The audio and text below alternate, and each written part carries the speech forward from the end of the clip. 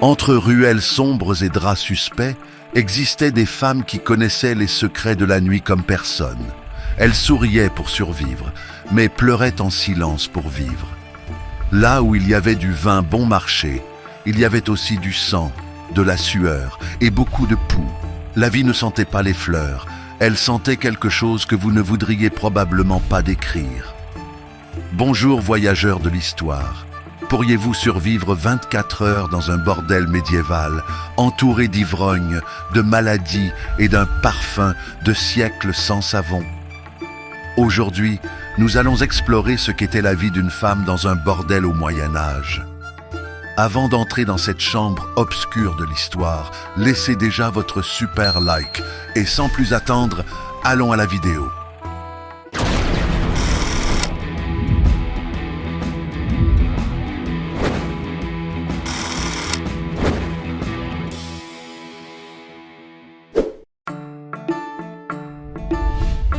L'arrivée dans l'enfer parfumé. Le soleil s'insinue à peine entre les fentes de la fenêtre en bois pourri, et vous êtes déjà éveillé. Vous avez dormi sur un matelas de paille vieux, infesté de puces et d'acariens, dans la même chambre partagée avec 4 autres femmes. Certaines tous, une vomie dans le seau au coin, vestige de la nuit précédente. Le bordel, situé dans une ruelle sombre de Paris au XIIIe siècle, est un amas de planches clouées avec espoir, une odeur d'urine sèche et de vin fermenté. La première tâche de la journée? Hygiénisation. Oubliez les bains moussants parfumés. Le nettoyage consiste à jeter un seau d'eau de puits glacial, mélangé à des herbes à l'odeur douteuse. L'accent est mis sur les zones d'opération. Du savon? Un luxe rare, fait de graisse animale et de cendres, généralement réservé aux propriétaires de l'établissement. La tenue est la même depuis des semaines, une robe en lin rustique avec un décolleté généreux et des jupes relevables. Une culotte? Une invention moderne. À cette époque, ce que l'on portait, c'était le rien du tout. Pour masquer l'odeur, du vinaigre avec des fleurs pourries ou de l'encens brûlé sur des chiffons. Le petit déjeuner? Du pain rassis, voire moisi, et une bouillie d'avoine claire qui semble contenir plus d'eau que de substance. Tout est mangé à la hâte, assise par terre, entre chuchotements et regards fatigués. Là, la survie est quotidienne, le rire est rare, et la dignité, un lointain souvenir.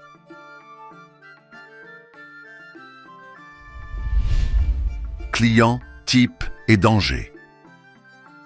Dès que la cloche de l'église sonne la 9e heure, les premiers clients commencent à apparaître. Certains arrivent seuls, d'autres en groupe, riant fort, sentant le vin bon marché et la sueur accumulée. Les plus fréquents?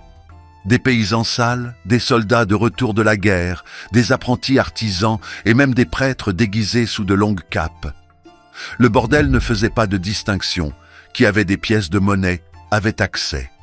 Les nobles, quand ils venaient, exigeaient silence et discrétion. Ils arrivaient tard dans la nuit, avec des masques et des domestiques à l'extérieur. Ils préféraient les filles plus jeunes, souvent même pas adultes. Quant aux chevaliers, ils voulaient montrer leur force. Ils frappaient, criaient, parfois traînaient les femmes par les cheveux. Rien n'était sûr, et si le client ne payait pas, c'était fréquent. Certains s'en allèrent simplement, d'autres menaçaient avec des épées, et il n'y avait pas de loi pour protéger les travailleuses. Le propriétaire du bordel, généralement un homme rude et armé, décidait qui valait la peine d'affronter. La police?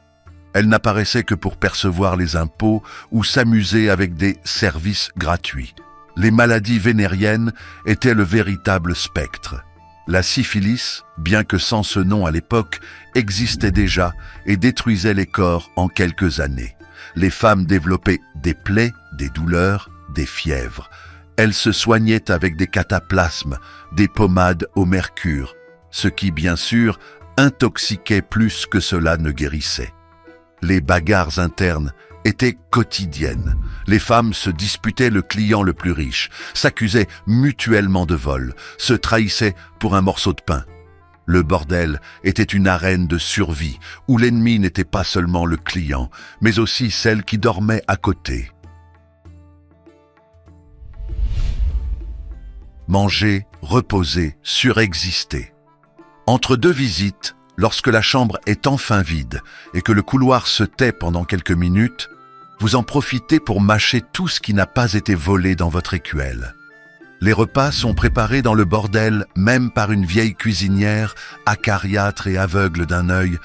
On raconte qu'elle a été attaquée par un rat alors qu'elle lavait des herbes dans un seau. Le menu ? Une soupe maigre de légumes passés, du pain dur, un bouillon d'os, sans viande bien sûr, et, avec un peu de chance, un morceau de poisson séché qui sent les égouts. Il n'y a pas le temps de manger calmement. L'écuelle va par terre, le liquide s'écoule et l'estomac reste vide. L'eau potable ? Un concept rare. La plupart boivent du vin léger, mélangé à de l'eau de puits ou à de la bière légère, car au moins l'alcool tue quelque chose, ou quelqu'un. Le repos est un concept qui n'existe pas. Dormir vraiment, seulement la nuit, par quart, et quand il n'y a pas de demande. Pendant la journée, le maximum que l'on parvient à faire est de s'allonger sur un banc ou de s'assoupir le visage appuyé sur les bras. Et le bruit constant, rire forcé, discussion, grincement de lits et cris étouffés, fait que même le sommeil semble violent. Les douleurs sont des compagnes. Les pieds font mal, la colonne vertébrale se plaint, et les infections, en bas, sont si nombreuses que certaines femmes marchent avec difficulté.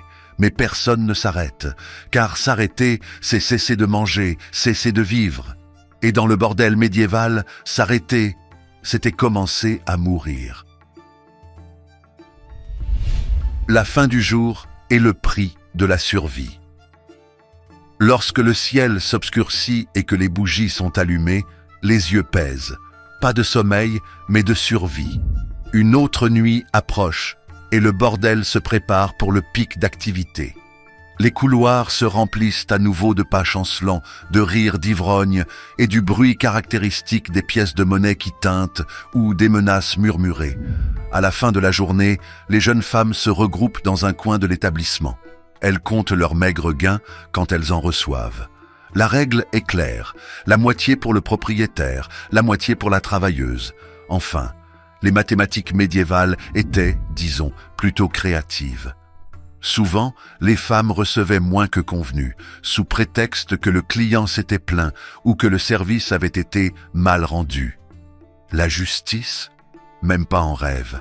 Avec les centimes, elles achètent du savon de suif, une pomme flétrie, un morceau de tissu pour réparer une déchirure dans la robe.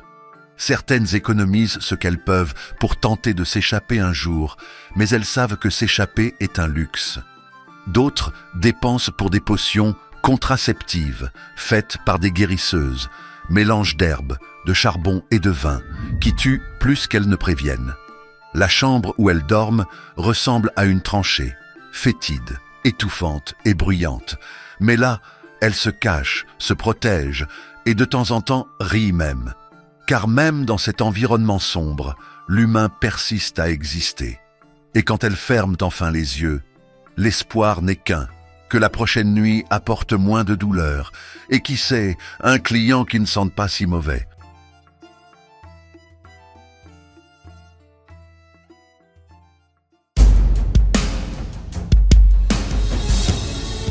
Et ainsi, nous arrivons à la fin d'un autre voyage intense et malodorant à travers le Moyen-Âge.